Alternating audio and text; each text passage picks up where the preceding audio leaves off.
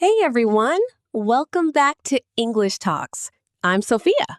And I'm Lucas. We're so happy you're here with us today. Yes, whether you're listening while commuting, cooking, or just relaxing at home, welcome. You are in the right place. So, before we jump in, Sophia, how are you doing today? Like, actually doing. Oh wow, you're going straight for the real talk, huh? Always. Come on, spill it. Okay, honestly, I'm a little tired. I stayed up way too late last night. Oh no. What happened? I got sucked into a movie, like completely. I told myself just 30 minutes, and then suddenly it was 1 a.m. and I'm sitting there with an empty bowl of popcorn going, what just happened? The classic just one more episode trap. But it was a movie, not a series. I know, that's the embarrassing part. A movie has a defined end. I just ignored the end. I watched it, and then I started looking up interviews about the cast, behind the scenes stuff. Okay, I completely understand that. That is a rabbit hole I have been down many times. Exactly. But here's the thing, and this connects perfectly to what we're talking about today. The movie was entirely in English, no subtitles. Oh, okay, we're already in the topic. Nice transition, Sophia. Thank you, thank you. I do try. So today you got... Yes, this is a big one. We get this question probably every single week in the comments. People say things like, I know English, I study it every day, but when I watch movies, I understand nothing. Why? Which is a totally valid frustration, by the way. If you feel that way, you are not alone. It's actually one of the most common struggles for intermediate and advanced learners. Even people at a C1 level, which for those who don't know is considered an advanced level of English, even they sometimes struggle with movies. And that surprises a lot of people. Right, because they think, I'm advanced, I should get everything. But real spoken English in movies is a completely different beast. It really is. So, Lucas, let's start from the beginning. When did you first try to watch a movie in English without subtitles? Like, really try? Oh man. Okay, so I grew up in a household where my grandparents didn't speak much English. They spoke Spanish at home a lot. And so I was always kind of moving between two languages. Oh, that's so interesting. I didn't know. Mumbling is such a real thing. Even native speakers complain about mumbling in movies. Right? It's not just a learner problem. My mom, fully native English speaker, she turns on subtitles for a lot of shows. My dad does the same thing. He's like, I just like to follow along. And I used to tease him for it, but honestly, subtitles are not the enemy. They're a tool. Exactly. The goal isn't to never use subtitles. The goal is to understand what's happening even when you don't have them, or to need them less and less over time. Okay, so let's actually break this down. Because I think there are a few really specific reasons why listening to movie English is harder than, say, reading English or even speaking English. Yeah, let's go into that. What do you think the number one... Okay, so in English, especially spoken English, words don't always sound the way they look on paper. When people speak naturally, words kind of blend together. They connect. They change shape. Right. Like, I'm going to becomes I'm gonna. Exactly. Or want to becomes wanna. Or did you becomes didya. Or even something like, what are you doing? Sounds like, what are you doing? And if you only learned English from textbooks, that sounds like a completely different language. It does. Because in school, teachers usually speak slowly and clearly, and textbooks write out every word perfectly. But real people don't talk like textbooks. No one talks like a textbook. If someone did, that would be very strange. Very robotic. So connected speech is huge. And actually, this is one of the things we work on a lot here on English Talks. We try to speak naturally so that your ears can get used to real rhythm, real pace, real pronunciation. Yeah, and we try not to over-enunciate too much, though for beginners, we do slow down a little. But the goal is always to sound like two real friends having a real conversation. Which we are. That's the beauty of this show. It really is. Okay, what's another big reason people struggle with movies? Slang and idioms. Oh my goodness, movies are full of them. Yes, and the tricky thing about slang is that it changes. What was cool to say 10 years ago might sound weird now, or vice versa. Something totally normal now might have been unheard of a decade ago. And a lot of slang is really regional, or it comes from specific subcultures. Oh, absolutely.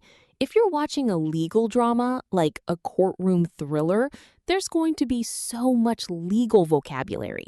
Objection, sustained, the defense rests. That's specialized language.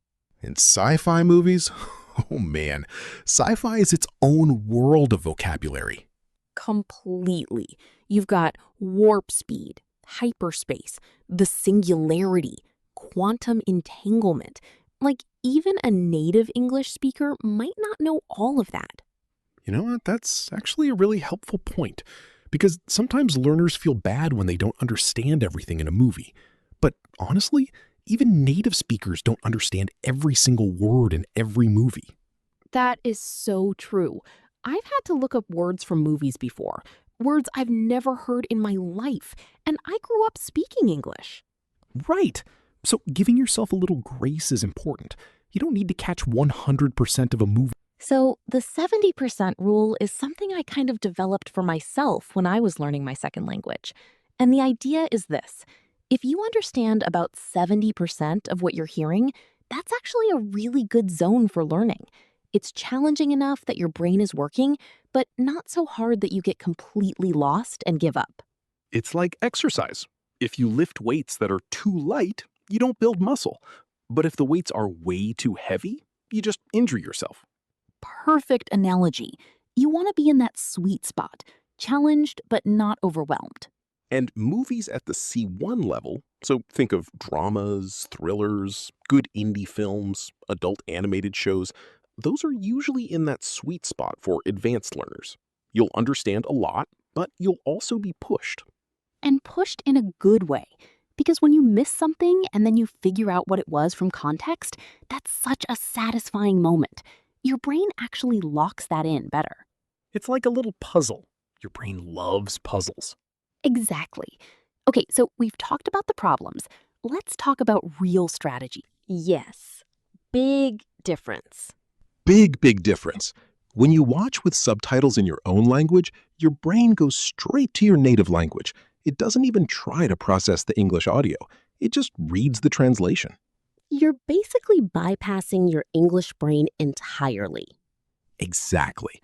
But if you switch to English subtitles, now your brain is doing two things at once, hearing the English and reading the English. They're matching up. You start to see how words sound when they're connected. You start to see, oh, that's what they said. And over time, you need the subtitles less and less because you've trained your ear to recognize those sound patterns. And eventually, you just turn them off entirely, or you only flip them on for one confusing scene. I did this when I was learning French. I would watch French movies with French subtitles, and I could feel myself getting better week by week. It's genuinely one of the best things you can do. So, step 1, switch to English subtitles. My tip, and this one is a little unconventional, is to re-watch things you've already seen. Oh, that's smart. Think about it. If you already know the story, you're not using brain energy to follow the plot. All of your attention can go to the language. What words are they using? How are they saying it? What's the tone? You're freeing up so much cognitive space. Exactly. So take a movie you love. Maybe you've seen it 5 times, and watch it again. This time in English, without subtitles if you can. See how much you catch. I love this tip. And it's also just more enjoyable. You're watching something you already like. Yes, no pressure. Just listening for the joy of it. And you'll notice things you never noticed before. Little jokes, little phrases. They really are. And good movies are so intentional about the language they use. Okay, here's another one I always recommend. And this is specifically for C1 learners who want to push themselves. Watch without subtitles for 10 minutes, then pause and summarize what you understood. Oh, I like this. Say more. So instead of just passively watching and hoping language seeps in, you're making it active. After 10 minutes, pause and out loud or in your head, summarize. Okay, so John found out his wife has been lying to him. He went to the police station. The detective seems suspicious of him. Whatever, just in English.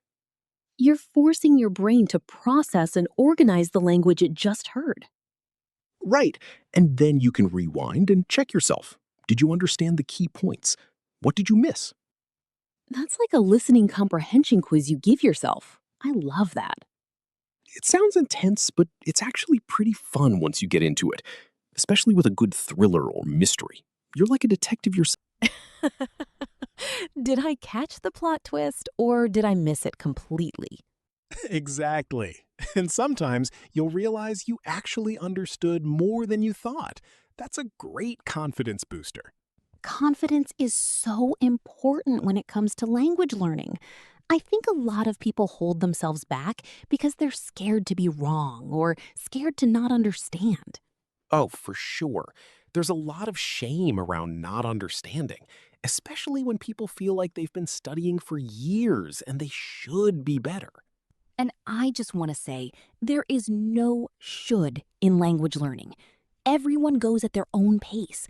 And the fact that you're watching English movies at all, trying to improve your listening, that is already huge. Really, give yourself credit for showing up, for pressing play. That matters. Okay, I want to talk about one more thing before we get to our takeaway, and that's accents. Yes. Oh, yes. This is a big one. So, English is spoken all over the world, right? And movies and shows come from everywhere.